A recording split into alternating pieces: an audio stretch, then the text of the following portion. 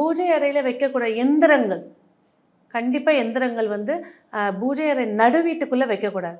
இப்போ நான் ஸ்ரீயந்திரம் வச்சுருக்கேன் அப்படின்னா வீட்டுக்கு ஹாலில் வைங்க. பூஜை பண்ணுறீங்க அப்படின்னா மகாமேரு இப்படி சின்னதாக இருக்கும், அதை வச்சு பூஜை பண்ணுங்க. சில எந்திரங்கள் பூஜை ரூம்குள்ளே வைக்கக்கூடாது. அடுத்தது இந்த சூளம், இந்த வேலு அதெல்லாம் வைக்கக்கூடாது.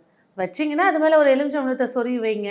அது இறைவனுடைய ஆயுதங்கள். நிறைய பேர் வந்து பேசுனாங்க, நீங்கள் என்ன ஆயுதம் சொல்லிட்டீங்க, முருகனுடைய வேலை தாய் கொடுத்தது சூரனை வதம் செய்ய கொடுத்தா. அம்பாள் வந்து நான் உனக்கு பக்கத்துணையாக இருக்கேன்னு சொல்லி மகனுக்கு கொடுத்தாங்க. வஜ்ரவேல்லாம் முழுமையான ஆயுதங்கள். ஸோ நான் முருகரை வழிபாடு பண்ணுறேன், முருகரை உபாசன தெய்வமாக எடுத்துட்டேன், தாராளமாக வேல் பூஜை வச்சு வழிபாடு பண்ணுங்கள்.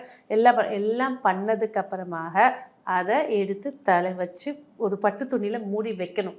எப்போவுமே இப்படி நேராக வச்சிருக்க கூடாது. ஆச்சி ராயல் குலோப் ஜாமுன் பேக்ஸ் 1 வாங்கினால் 1 இலவசம்.